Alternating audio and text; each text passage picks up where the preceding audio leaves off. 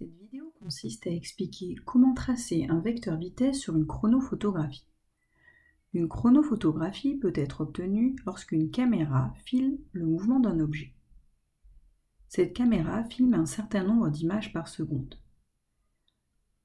Entre chaque image filmée, il y a toujours le même temps. Dans la chronophotographie que l'on étudie ici, le temps entre deux images est de 20 millisecondes. Nous allons tout d'abord calculer la norme du vecteur V10. Le vecteur V10, par définition, est la distance entre deux points, le point indice M11 sur le temps entre ces deux points, à savoir T11 moins T10. Ce temps correspond à ΔT. ΔT, comme on l'a vu précédemment, vaut 20 millisecondes. Mais on aime bien généralement que la vitesse soit en mètres par seconde. Donc on va convertir ce temps en secondes.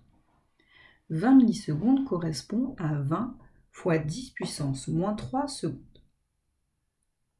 Déterminons maintenant la distance M10, M11 d'un point de vue réel. Pour déterminer cette distance de façon réelle, on a besoin d'une échelle.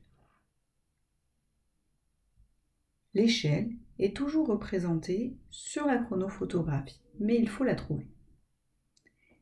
Ici, l'échelle est à gauche, c'est là où il y est indiqué 242 mm. Ceci est la valeur réelle. Il faut désormais faire la correspondance entre le réel et le schéma. Pour trouver la valeur schéma, il faut donc utiliser une règle et mesurer entre ces deux points pour avoir la valeur correspondante.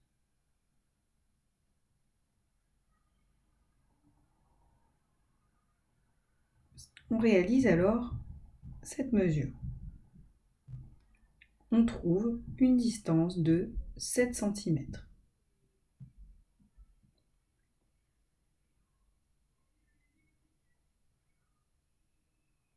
À l'aide d'un produit en croix, il est alors possible de déterminer la valeur réelle des points M10, M11.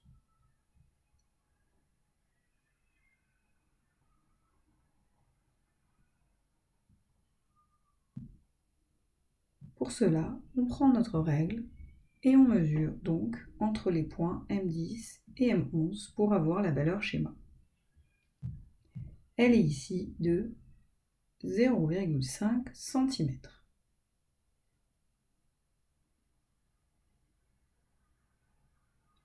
Réalisons alors notre produit en croix.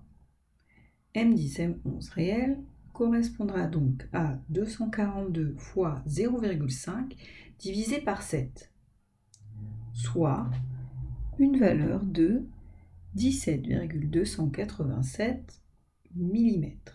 En effet, le réel avait pour unité millimètre, donc on conserve la même.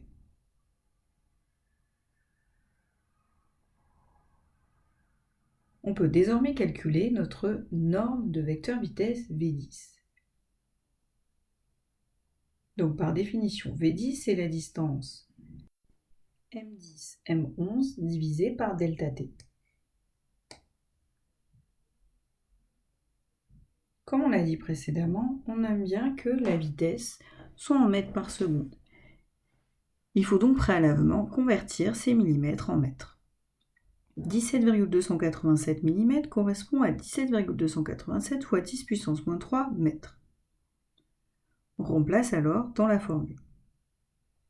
Le ΔT, on l'a dit précédemment, c'était 20 fois 10 puissance moins 3 secondes.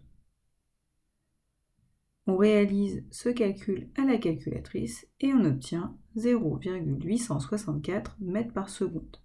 En écriture scientifique, cela correspond à 8,64 fois 10 puissance moins 1 mètres par seconde. On a désormais calculé la norme réelle du vecteur vitesse V10. On désire désormais tracer ce vecteur vitesse sur la chronophotographie. Pour réaliser ce tracé, il va falloir dans un premier temps choisir une échelle. Mais attention, l'échelle choisie devra respecter certains critères. La distance entre M10 et M11, comme on l'a vu, est de 0,5 cm. La flèche du vecteur vitesse V10 que l'on tracera ne devra pas excéder cette distance.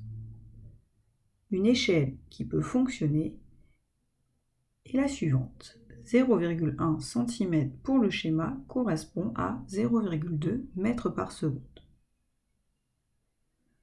Notre valeur étant de 0,864 mètres par seconde, pour trouver la valeur schéma, il suffira de faire un produit en croix.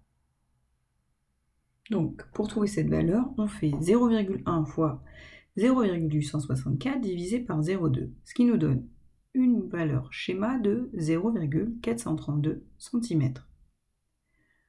Le vecteur vitesse V10 mesurera donc à peu près 0,43 cm sur notre schéma. Il nous suffit alors maintenant de le tracer. Le mouvement de notre point se dirige vers le bas, donc le vecteur vitesse aura pour sens vers le bas et pour direction une direction verticale. Ce vecteur V10 partira du point M10 et se dirigera donc vers le point M11. Traçons donc ce vecteur à l'aide de la règle. Une fois ce vecteur tracé, il ne faut surtout pas oublier de le nommer.